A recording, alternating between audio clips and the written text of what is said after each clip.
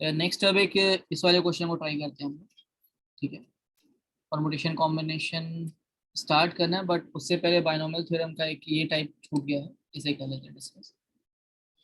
देखो, in this question हमें 9 + √80 the whole power n given है, और ये जो भी होगा that will B i+f type का। कोई मेरे से ये पूछ सकता है कि सर f क्यों आएगा? बिकॉज √80 जो है ना, √80 वो इंटीजर नहीं आएगा, वो इंटीजर प्लस फ्रैक्शन टाइप में है। ठीक है, तो इस पूरे को सॉल्व किया, सॉल्व करने के बाद इंटीजर पार्ट अलग कर लिया, फ्रैक्शन वाला पार्ट अलग कर लिया। फ्रैक्शन जो भी होगा that will lie in between 0 से 1 के बीच में। ठीक है, अच्छा जी। अब इसी को सॉल्व करके इसके बारे में कमेंट करना है कि कौन सा ऑप्शन पॉसिबल हो सकता है।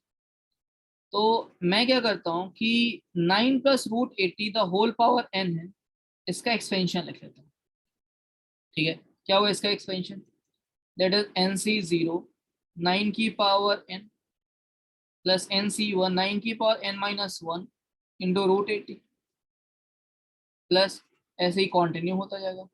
लास्ट में मिल जाएगा NCn √80 की पावर है। ठीक है अच्छा जी। अब उसके बाद फिर नेक्स्ट नेक्स्ट मैंने क्या किया, इस 9 + √80 को उसके कॉन्जुगेट से मल्टीप्लाई किया।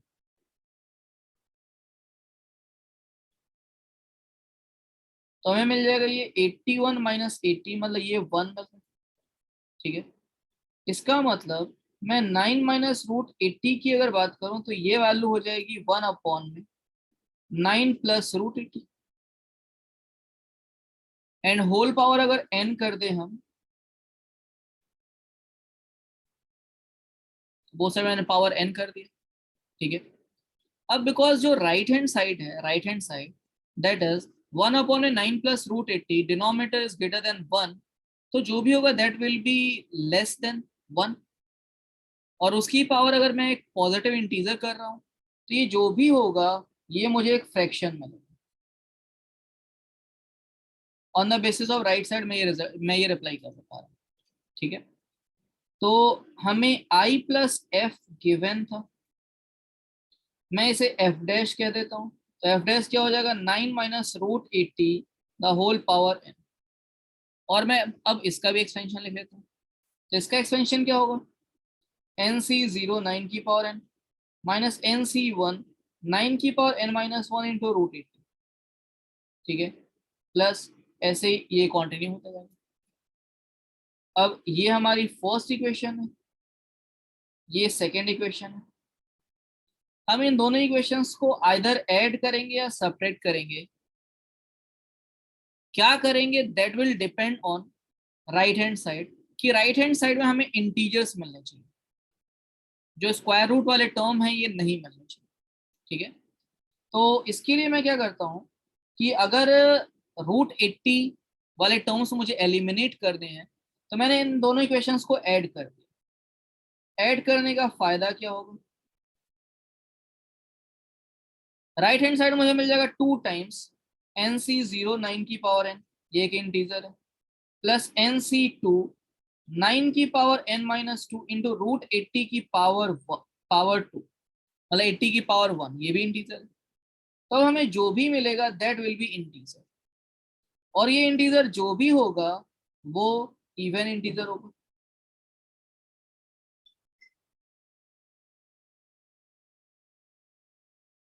ऐसा क्यों sir? Because right hand side में 2 इंटीजर है ना। अच्छा जी, अब अगर आगे डील करें तो हमें f के बारे में पता है कि f जो भी होगा that will lie in between 0 से लेकर 1 के बीच में। हो सकता है ना कि जो 9 + √80 है इसकी पावर n ये मैं सिर्फ integer they they, might be possible, इसीलिए f 0 भी हो सकता है।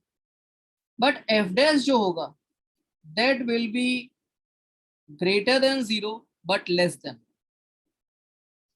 ठीक है, वो कभी 0 नहीं हो सकता। क्यों नहीं हो सकता? बिकॉज 9 - √80 जो इक्वल है वो वो इक्वल है 1/में 9 + √80, इसके इक्वल है। और ये 0 नहीं, ठीक है। अच्छा जी, अब अगर मैं इन दोनों को ऐड कर देता हूँ तो हमें क्या मिल जाएगा? हमें मिलेगा f plus f dash lie in between 0 से 2। f प्लस एफ डैश अब 0 से बड़ा होगा, वो 0 से छोटा नहीं हो सकता, या 0 के इक्वल भी नहीं हो सकता। क्यों? क्योंकि फर्स्ट वाला माइट भी पॉसिबल कि 0 हो जाए, बट सेकेंड वाला 0 नहीं हो सकता, ठीक है। अच्छा जी, हाँ अगर मैं इसे ऑब्जर्व करता हूँ तो ये जो लेफ्ट हैंड साइड है ये खुद इंटीजर है, right hand side even integer है। इसका मतलब f प्लस एफ डैश जो भी होगा ये भी एक इंटीजर ही होगा, तभी लेफ्ट हैंड साइड वाला इंटीजर राइट हैंड साइड वाले इंटीजर के इक्वल होगा, ठीक है। तो अब यहाँ पे कंडीशन हो गई कि f plus f dash equal to integer, और वो इंटीजर होगा क्या जो कि 0 और 2 के बीच में लाई करे, दैट इज 1, ये 1 हो जाएगा, ठीक है। तो अब यहाँ से हमें क्या मिलेगा? i plus 1 equal to even integer. इसका मतलब जो i है that is equal to odd integer, और जो एफ डैश है that is equal to 1 minus f, ठीक है। हाँ तो अब जरा ऑप्शंस देख लिया, i हमें गिवन है ऑड इंटीजर, ये सही है। इवन इंटीजर ये कहना गलत हो गया, ठीक है। हाँ अगर इसके बाद और डील करें, i plus F into 1 minus F dash, इसे देखिए, sorry i plus F into 1 minus f, i plus F into 1 minus F, मतलब i plus F into F dash है, और i plus F into F dash तो ये 1 ही हो जाएगा, ये हम ऑलरेडी कैलकुलेट कर चुके हैं। 9 plus root 80 the whole power n into 9 minus root 80 the whole power, ये तो मैं लिख भी देता हूँ, ये हो जाएगा 9 plus root 80 the whole power n into 9 minus root 80 the whole power, that is equal to 1, ठीक है। तो हमें वैल्यू मिल चुकी है अब i plus F into 1 minus f की, ये जो भी है दैट इज 1। तो एक बार अब जरा ये चेक कर लेते हैं, क्या ये ऑप्शन हमें गिवन है? i plus F into 1 minus F is 1, हाँ ये भी सही होगी। लास्ट अब जरा डी वाला ऑप्शन देख लेते हैं कि i माइनस एफ की वैल्यू क्या गिवन है। i माइनस एफ क्या हमें 9 minus root 80 the whole power n given है, i minus f i minus f तो नहीं, बट हाँ हमें 1 माइनस एफ गिवन है जो कि एफ डैश है, और एफ डैश क्या है? 9 minus root 80 the whole power, ठीक है। तो इस केस में मैं ये कह सकता हूं कि अगर यहाँ पे ये 1 माइनस एफ होता और तब equal to 9 minus root 80 the whole power n given होता, तब तो ये सही होता, बट क्योंकि ये आई है तो इसलिए ये सही है, ठीक है। सभी लोग इसे भी नोट डाउन करो। तो यार अब इसके बाद नेक्स्ट चैप्टर स्टार्ट करते हैं, देखो परमुटेशन एंड कॉम्बिनेशन।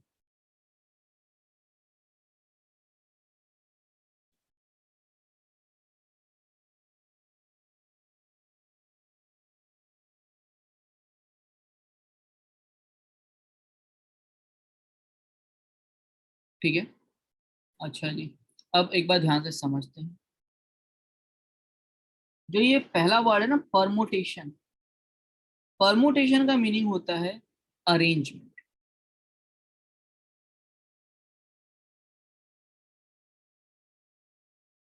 और ये जो सेकेंड वर्ड है कॉम्बिनेशन, इसका मीनिंग होता है सिलेक्शन,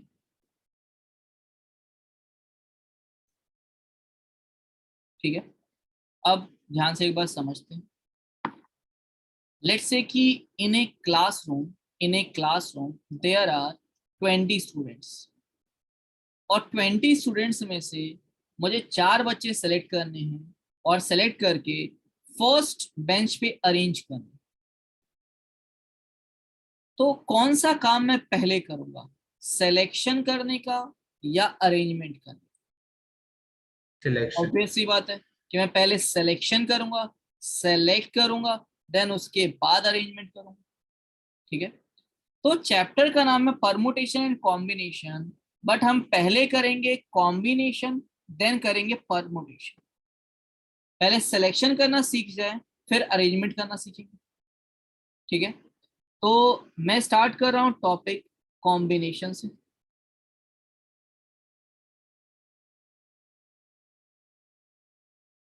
कॉम्बिनेशन का क्या मीनिंग है? सिलेक्शन। तो हम लोग एक टर्म ऑलरेडी सीख चुके हैं, एनसीआर। एनसीआर हमें क्या बताता है? एनसीआर है number of ways of selection.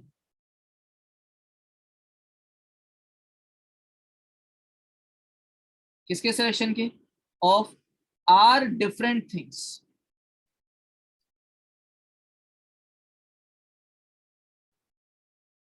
Things out of n different things.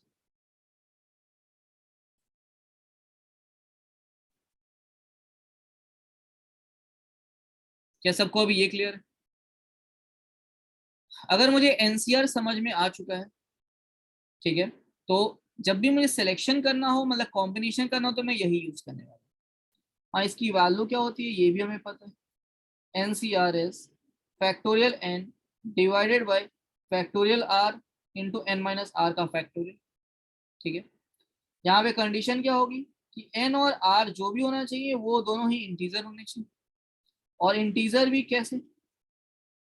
मैं कहता हूँ इंटीजर या तो पॉजिटिव इंटीजर हो या फिर जीरो हो। मतलब मैं कह लेता हूँ ये दोनों होल नंबर होना चाहिए।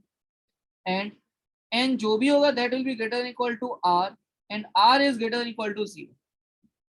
अगर ये कंडीशन सेटिस्फाई करती है तभी एनसीआर डिफाइन। ठीक है, तो सभी लोग इसे नोट डाउन करो, देखो ध्यान से। एनसीआर तो हमें समझ में आ चुका है।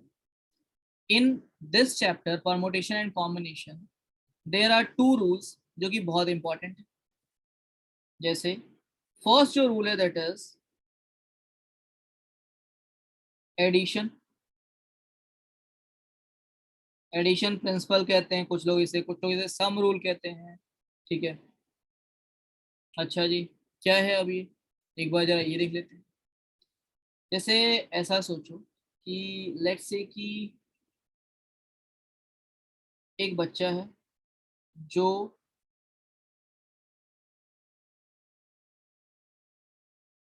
जो अंधेरी स्टेशन पे खड़ा है, जो अंधेरी स्टेशन पे खड़ा है। यहाँ से चर्च गेट जाने के लिए there are total 4 locals available.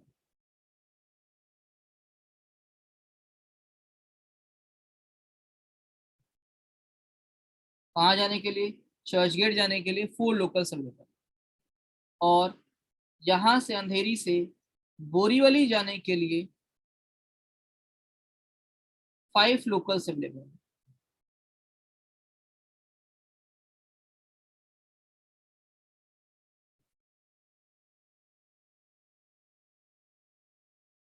ठीक है, अंधेरी स्टेशन पे एक बच्चा खड़ा है मान लेते हैं। और अब हुआ क्या है कि अंधेरी से बोरीवली जाने के लिए 5 लोकल्स हैं, चर्चगेट जाने के लिए 4 लोकल्स हैं।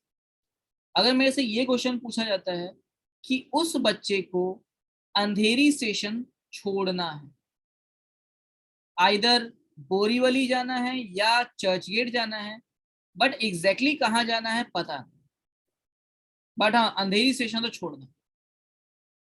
तो आइदर बोरीवली आ जाए या चर्चगेट चला जाए, यही पॉसिबिलिटी है। ठीक है, तो मैं कहता हूं कि नंबर ऑफ वेज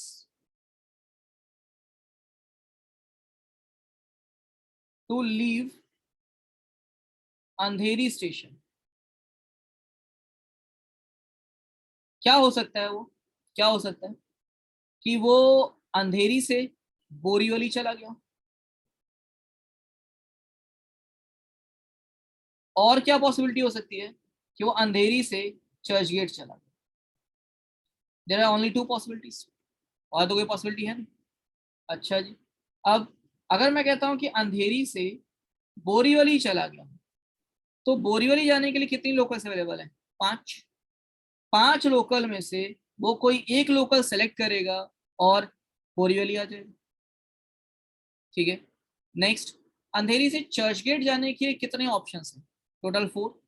तो मैं कहता हूँ आउट ऑफ 4 लोकल्स वो कोई एक लोकल सेलेक्ट करेगा और अंधेरी से चर्च गेट आ जाएगा।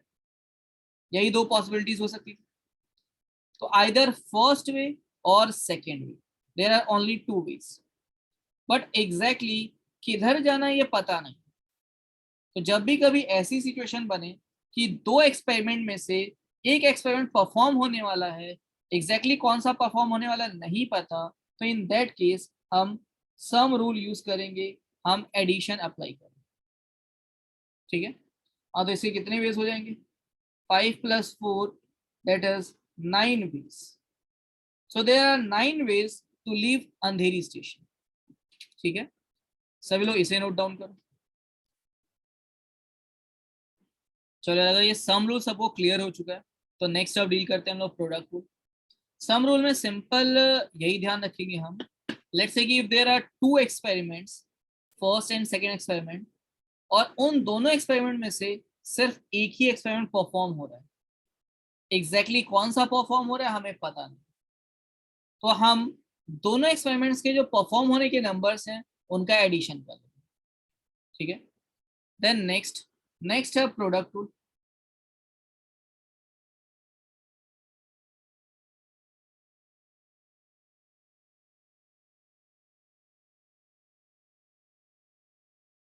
अब ये क्या है? तो according to product rule,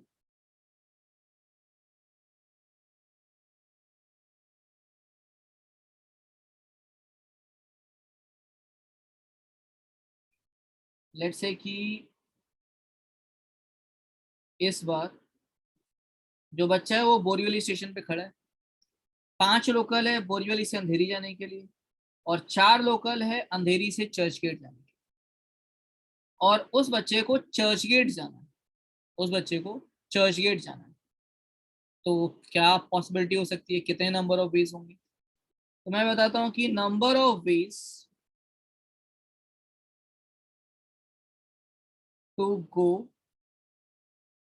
church gate from Borivali is, क्या होगा अब?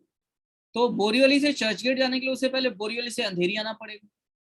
There are 5 locals from Borivali to अंधेरी।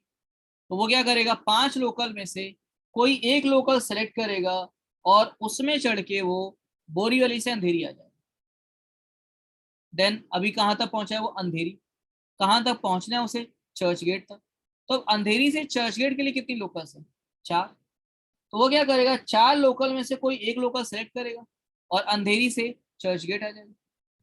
ठीक है, हाँ, इन दोनों के बीच में कैसा साइन आएगा? तो इन दोनों के बीच में जो साइन आएगा दैट इज एडिशन। नहीं, इन दोनों के बीच में अब एडिशन साइन नहीं आएगा।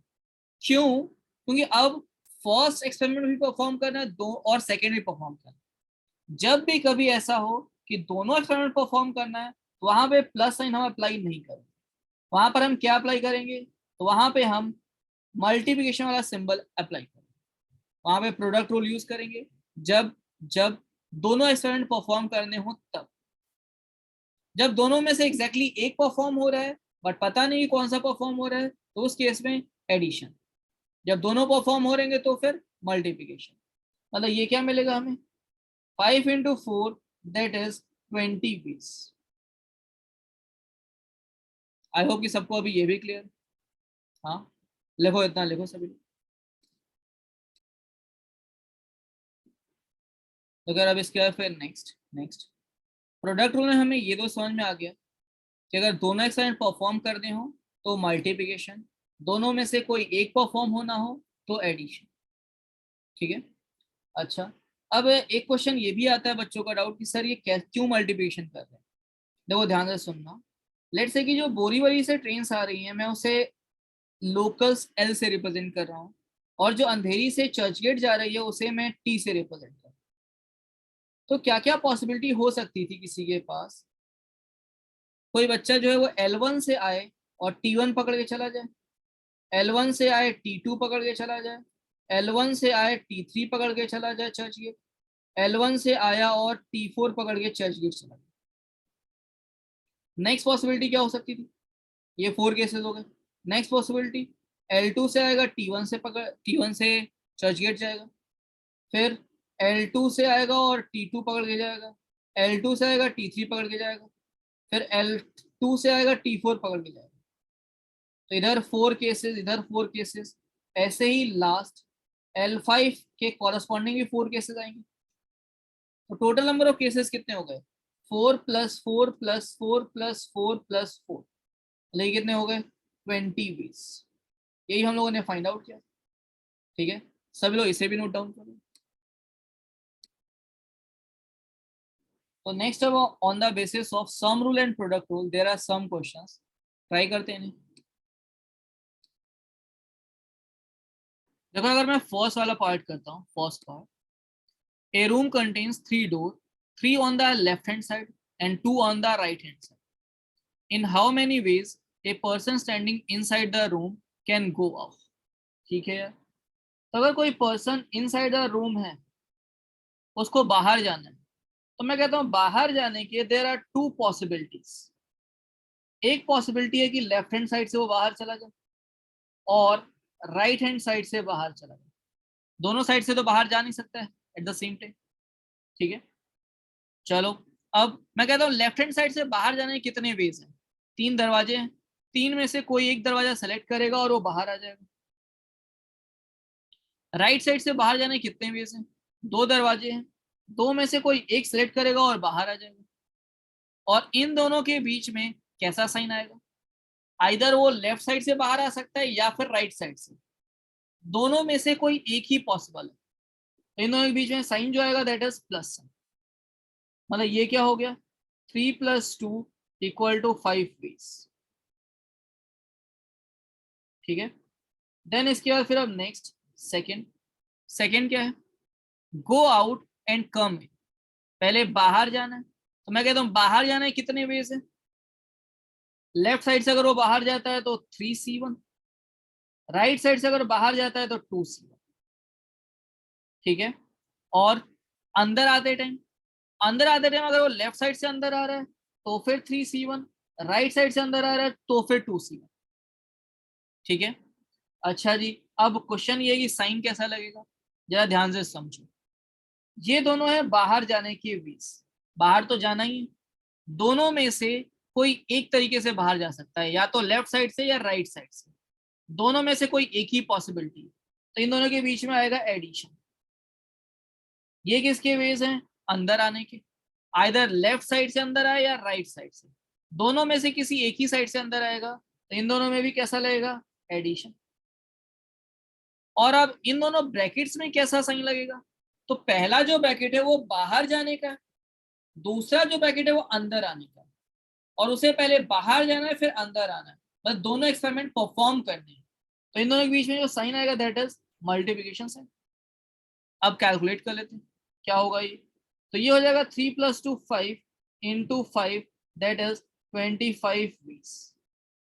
मतलब टोटल 25 तरीके हैं बाहर जाकर अंदर आने। ठीक है, नेक्स्ट है फिर थर्ड केस। थर्ड क्या है? Go out and come in from different gate. मतलब ऐसा समझते हैं कि बाहर जाते टाइम उसके पास 5 दरवाजे थे, तो अंदर आते टाइम जिस दरवाजे से वो बाहर गया है वो दरवाजा उसके लिए बंद हो चुका है। तो मैं कहता हूँ बाहर जाते टाइम उसके पास कितने गेट्स थे? 5। तो 5 में से कोई एक गेट सेलेक्ट करके वो बाहर चला गया। अंदर आते आते टाइम कितने गेट्स उसके पास बचे हैं? 4, क्योंकि एक जो दरवाजा जिससे गया था बाहर उससे अब अंदर नहीं आ सकता। तो ये हो गया 4C1 veg.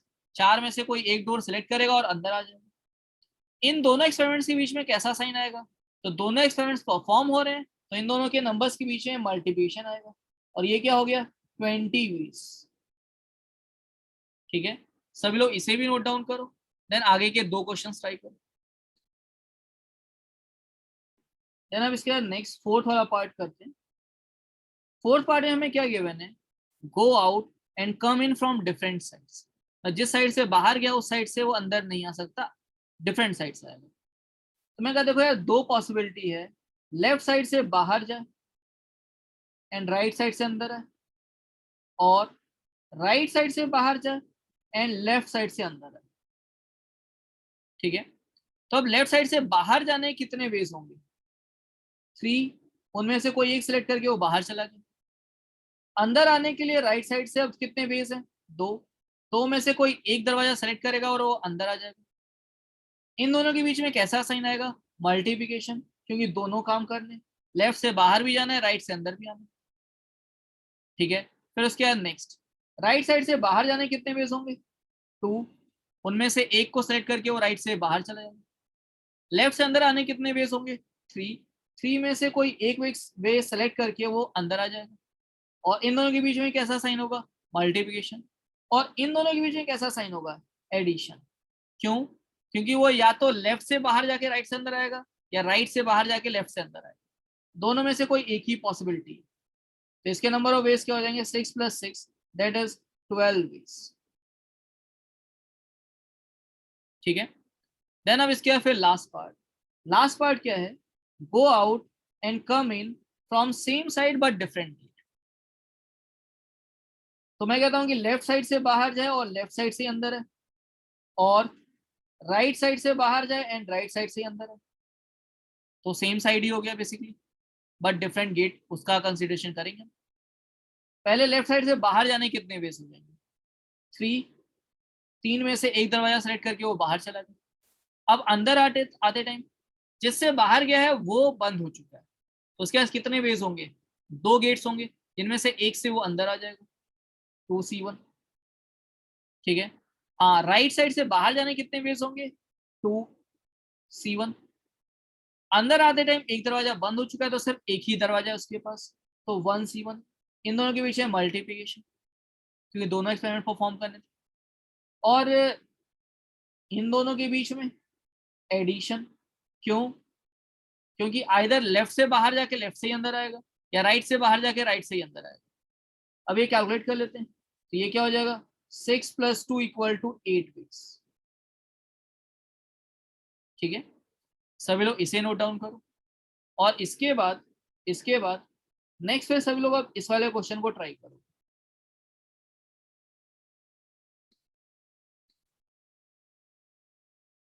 So in this question, there are 2 buses, 3 trains, and 5 planes available to travel from Mumbai to Delhi. हमें जो क्वेश्चन में दिया जाएगा, हमें वो ये लैंग्वेज दी जाएगी। ये वाला डायग्राम हमें खुद से ही ड्रॉ करना पड़ेगा। ठीक है, अच्छा जी, देर आर 6 प्लेन्स, ये प्लेसेस नहीं है, ये प्लेन्स है। 6 planes available from Delhi to London. Delhi to London की ये 6 प्लेन्स है। देन उसके बाद 7 planes available from London to New York. Then उसके बाद 8 direct planes available from Mumbai to London. Mumbai से लंदन के लिए 8 डायरेक्ट प्लेन्स हैं। 9 direct planes available from Delhi to New York. Delhi से न्यूयॉर्क के लिए 9 डायरेक्ट प्लेन्स हैं। 10 direct planes available from Mumbai to New York. ठीक है, then answer the following questions. First part जो था दैट इज मुंबई से दिल्ली। तो मैं कहता हूँ यार, मुंबई से दिल्ली जाने के लिए क्या क्या वेज हो सकते हैं? हो सकता है बंदा ट्रेन से चला जाए, बस से चला जाए, प्लेन से चला जाए। ठीक है, तो ट्रेन से जाने के लिए कितने वेज हैं? 3, 3 ट्रेन में से एक ट्रेन का सिलेक्शन करेगा, पहुंच जाएगा तो मुंबई से दिल्ली। बस से जाने के लिए 2 बसेज है, कोई एक सिलेक्ट करेगा, मुंबई से दिल्ली। प्लेन से जाने के लिए 5 प्लेन्स है, कोई एक प्लेन सेलेक्ट करेगा, मुंबई से दिल्ली। और इन तीनों का एडिशन, क्या यही होगा? क्यों? क्यों तीनों में से कोई एक ही वे यूज करेगा वो। तो इनके नंबर्स क्या हो जाएंगे? 3 + 2 + 5 that is 10 ways. I hope कि सबको अभी ये क्लियर है। ठीक है, देन अब इसके बाद फिर नेक्स्ट क्या है? Delhi to New York. तो दिल्ली से न्यूयॉर्क जाने के लिए अगर नंबर ऑफ वेज देखें, दिल्ली से न्यूयॉर्क, तो मैं कहता हूं देयर आर 2 वेज। हो सकता है डायरेक्टली चला जाए। डायरेक्टली जाने के लिए दिल्ली से न्यूयॉर्क के लिए कितने फ्लाइट्स अवेलेबल हैं? 9। एक फ्लाइट सेलेक्ट करे और दिल्ली से न्यूयॉर्क पहुंच गए। या फिर और तो एडिशन आएगा, दिल्ली से लंदन जाए, फिर लंदन से न्यूयॉर्क जाए। तो दिल्ली से लंदन जाने के लिए कितने प्लेन्स हैं? 6, एक सिलेक्ट करके लंदन, और लंदन से न्यूयॉर्क जाने के लिए 7 फ्लाइट्स हैं, 7 फ्लाइट्स में से एक फ्लाइट सिलेक्ट करके लंदन से न्यूयॉर्क, और इन दोनों के बीच में मल्टीप्लिकेशन, क्योंकि दोनों काम करना पड़ेगा, पहले दिल्ली से लंदन भी जाना पड़ेगा, फिर लंदन से न्यूयॉर्क भी जाना पड़ेगा। तो इसके नंबर्स क्या हो गए, 9 + 42 मतलब 51 वेज। ठीक है, अच्छा जी, अब देन उसके बाद नेक्स्ट मुंबई से लंदन। तो मैं कहता हूँ मुंबई से लंदन जाना है तो there are again 2 ways, via Delhi है या डायरेक्ट है। तो पहले मुंबई से डायरेक्टली लंदन पहुंचते हैं, कितने वेज हैं, 8, 8 फ्लाइट्स में से एक फ्लाइट सेलेक्ट करके मुंबई से लंदन। सेकेंड क्या हो सकता है, मुंबई से पहले दिल्ली चलो, फिर दिल्ली से लंदन चलो। तो मुंबई से दिल्ली जाने के लिए कितने फ्लाइट्स अवेलेबल, सॉरी कितने वेज हैं, तो टोटल देर आर 10 वेज, सबको काउंट कर लिया, ट्रेन बस प्लेन सबको काउंट करके 10 वेज मुंबई से दिल्ली जाने के लिए। अब दिल्ली से लंदन जाने के लिए कितने फ्लाइट्स अवेलेबल हैं, 6, उनमें से एक फ्लाइट सेलेक्ट करके दिल्ली से लंदन, इन दोनों के बीच में मल्टीप्लिकेशन, क्योंकि दोनों परफॉर्म करना पड़ेगा, और जो डायरेक्ट है वो तो एक वे है ही, तो इन दोनों के बीच में एडिशन। अब इसके कितने वेज हो गए, देयर आर टोटल 68 वेज। ठीक है, देन अब उसके बाद नेक्स्ट मुंबई से दिल्ली जाना है और फिर न्यूयॉर्क जाना है। चलो ठीक है भाई, तो मुंबई से पहले दिल्ली चलते हैं। मुंबई से दिल्ली जाने के लिए कितने वेज हैं, 10, मुंबई से दिल्ली आ गए। अब दिल्ली से न्यूयॉर्क जाना है, तो अब there are 2 possibilities, one is direct and other is via London. तो अगर डायरेक्ट वाली देखिए पॉसिबिलिटी, तो 9 फ्लाइट्स हैं, उनमें से एक फ्लाइट सेलेक्ट करके हम पहुंच गए दिल्ली से लंदन। अच्छा जी, और क्या हो सकता है, दिल्ली से आप लंदन जाओ, फिर लंदन से न्यूयॉर्क। तो दिल्ली से लंदन के लिए कितनी फ्लाइट्स हैं, 6, एक सेलेक्ट करके लंदन, और लंदन से न्यूयॉर्क की 7, एक फ्लाइट सेलेक्ट करके लंदन से न्यूयॉर्क। क्या यही हो जाएगा, और जब मैं इसे सॉल्व करूंगा तो ये क्या मिलेगा मुझे, 10 × 9 + 42 मतलब ये हो गया 510।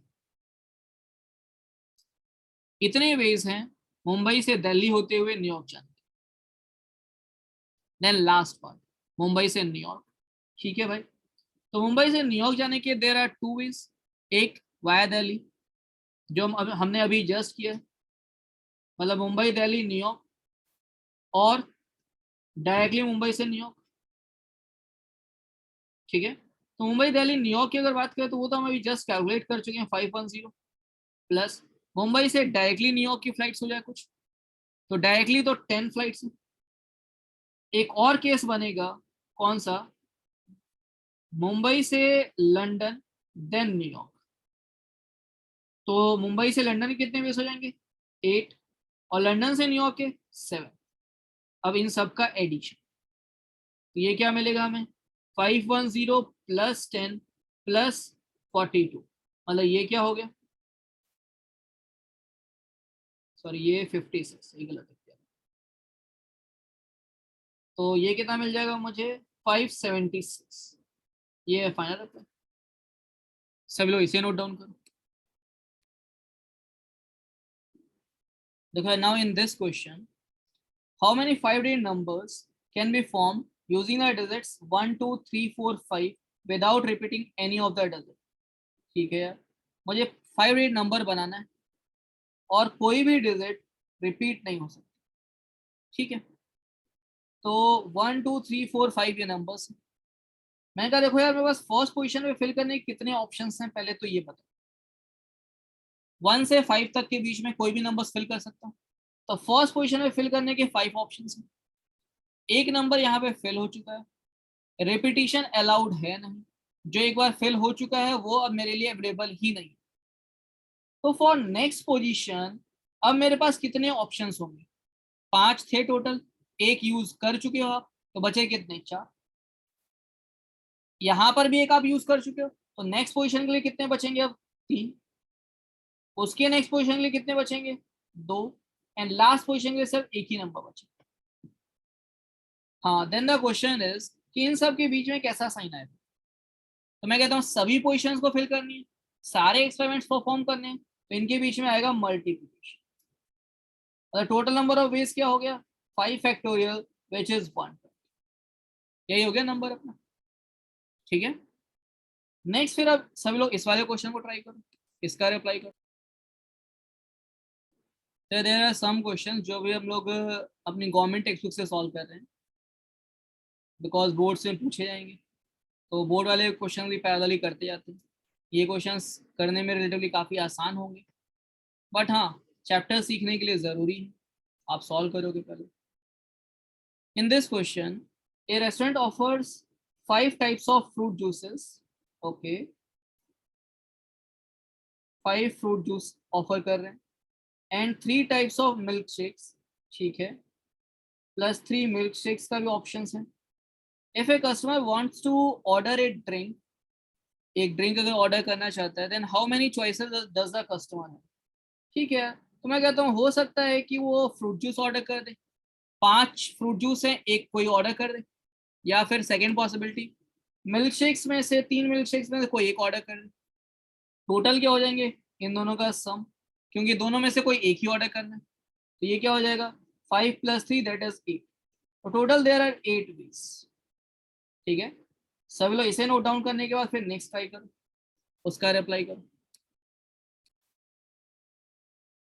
Now in this question, consider an experiment of drawing a card from a pack of 52 cards. Okay. What is the number of ways in which the drawn card is spade or a club? ठीक है, तो पहले तो ये देख लेते हैं कि स्पेड और एक क्लब, स्पेड और क्लब यही चाहिए हमें। स्पेड कितने कार्ड्स हैं 13, क्लब कितने कार्ड्स हैं 13, मुझे एक कार्ड विड्रॉ करना है दैट इज आइदर स्पेड और क्लब। तो स्पेड वाले कितने कार्ड्स हैं 13, एक कार्ड को सेलेक्ट करने के नंबर ऑफ वेज हो जाएंगे 13 C1। क्लब वाले भी 13 कार्ड्स हैं, एक कार्ड को सेलेक्ट करने के नंबर ऑफ वेज हो गए 13 C1। Total number of veg क्या हो जाएंगे इन दोनों का एडिशन, बिकॉज आइदर फर्स्ट और सेकंड, तो नंबर ऑफ वेज क्या हो जाएंगे 13 + 13 दैट इज 26 वेज, ठीक है। अगर अब सबका ये हो चुका है तो नेक्स्ट इसे ट्राई करते हैं। अच्छा क्वेश्चन है, देखो यार ध्यान से। इन दिस क्वेश्चन समाधान भोजनालय ऑफर्स ए थाली दैट हैज 4 आइटम्स, क्या क्या आइटम है, तो रोटी है, सब्जी है, वेजिटेबल है, दाल है, अच्छी बात है। Following choices are available and one option is to be selected for each item, ठीक है। तो रोटी में क्या क्या ऑप्शन है, चपाती है एंड तंदूरी है, मतलब देर आर 2 वेज। अच्छा जी, 2 ऑप्शंस हैं रोटी में, ऐसा समझ लेते हैं। राइस में plain rice, jeera rice, dal khichdi, मतलब देर आर 3 ऑप्शंस। वेजिटेबल में दम आलू पनीर मसाला मिक्स्ड वेज, मतलब अगेन 3 ऑप्शंस। दाल में दाल फ्राई है, दाल तड़का है, मतलब there are 2 options. Then how many different menus are possible, menu कैसे बनेगा, तो रोटी में से आप एक ऑप्शन ले लो, राइस में से एक ले लो, वेजिटेबल में से एक ले लो, दाल में से एक ले लो, ठीक है भाई। तो रोटी कितनी है 2 ऑप्शन है रोटी के, उसमें 2 ऑप्शन में से एक ऑप्शन सेलेक्ट कर लिया, आइदर चपाती और तंदूरी रोटी। राइस में से 3 में से कोई एक सेलेक्ट कर लिया, वेजिटेबल में भी 3 में से एक सेलेक्ट कर लिया, एंड दाल में 2 ऑप्शंस में से एक ऑप्शन सेलेक्ट कर लिया। इन सब के बीच में कैसा साइन, तो इन सब के बीच में आएगा मल्टीप्लिकेशन। क्यों मल्टीप्लिकेशन, मल्टीप्लिकेशन बिकॉज सारे सेलेक्ट करने, रोटी भी, राइस भी, वेजिटेबल भी, दाल भी। हाँ तो अब इनके नंबर्स क्या हो जाएंगे 2 × 3 × 3 × 2, मतलब ये हो गया 4 × 9 दैट इज 36 वेज, ठीक है। सभी लोग इसे नोट डाउन करो।